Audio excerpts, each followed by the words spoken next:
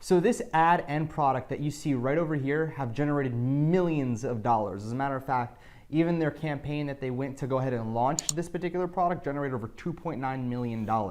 Let's dive deep into this and let's break down everything.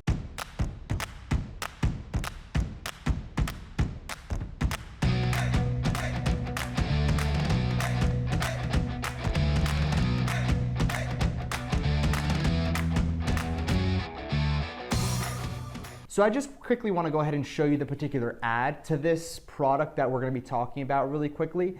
And I want you to understand what type of ad this is. Now there's two really intuitive and really well-cultured ads or cultivated ads that you can go out there. So there's two types of ad creatives that work exceptionally well, but they're also either number one, really expensive to get created, or number two, there's a long learning curve to create them. And that's animation and stop motion ads. Now, what is stop motion? Stop motion is exactly what you just saw or what you're seeing right now on your screen with this particular ad. This is stop motion where it's kind of like frame by frame, it almost like stutters, right? So that's what stop motion is. There's a big learning curve in order to learn how to create stop motion ads, but it works really well to garner and retain a user's attention. So these ads are exceptionally good if you have the time to learn how to do it. However, they can cost hundreds, even thousands of dollars from time to time in order to get these ads created. But they're great when you actually have a stop motion or animation based ad because it catches the attention, it retains the attention more than anything. And for the record, I'm gonna go ahead and put a link down in the description below, and there's gonna be a video that I link to that shows you how to create stop motion ads by yourself if you wanna go ahead and learn how to create it. And again, it is more so for advanced users and people that wanna go out there and create their own stop motion ads. It does require a lot more effort than normal. Now, what's really intriguing about this product is not that it's different, right? It's not like they came out with something revolutionary here. What they did was they targeted a very specific market. They did two things, actually. Number one, they went after the travel market because, again, if you look at their sales page, if we go ahead and click on this ad and we take a look at their particular sales page, you're going to be able to see that right down below they have backpack and travel pack. And it's pretty interesting because of the fact that it's kind of like a 2-for-1, if you will. They cater to the travelers, people that travel a lot, and they cater to just the generic type of person. So somebody who's going to school can use this backpack as well, and somebody who's traveling for work or for pleasure, they can use this backpack as well.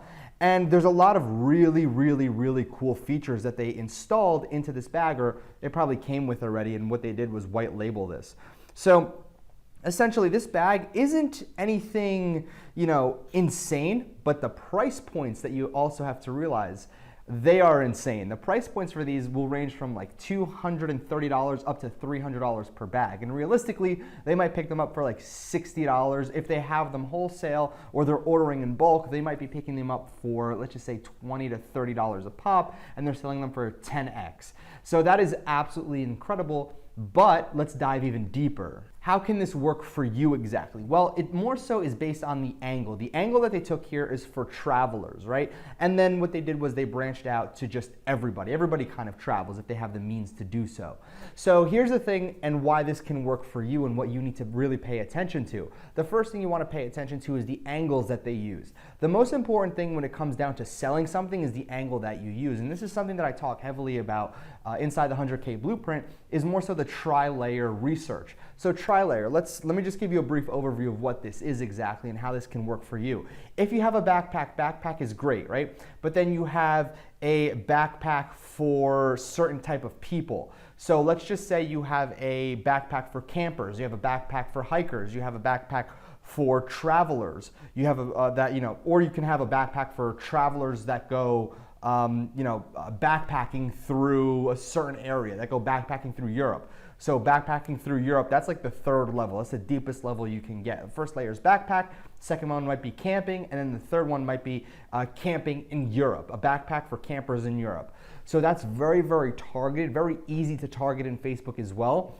And you can corner that market very easily and charge a higher premium price because you're talking directly to that market. The only problem that you're going to face is that the market might not be massive, which gives you a cap to how much money you can actually make with that particular store or that particular product, which is a huge problem. Now, they figured out a way where you can just target travel in general and then branch out from travel all the way to a generic market. So again, that is kudos to them for figuring that out. They have millions of views on their videos, and again, millions of dollars generated from the product as well. And for the record, this isn't a complicated product to find. You can probably find this on Alibaba. You can probably find this on AliExpress as well. It's just that they took it a completely different route, and they got it funded, right? They got it funded on a campaign, like an Indiegogo Kickstarter campaign, and then what they did was they obviously bought so many and then they had it shipped out. So it's a typical white label business model here. Now I want to give you some great examples that you can do this with. Number one, you have a stylish backpack. Now, here's the thing with the stylish backpack. This is great for people that are quote unquote going back to school, right? So this is definitely a harder sell, but because it's cool, it's unique, people want to stand out, this might be a great product for you to sell.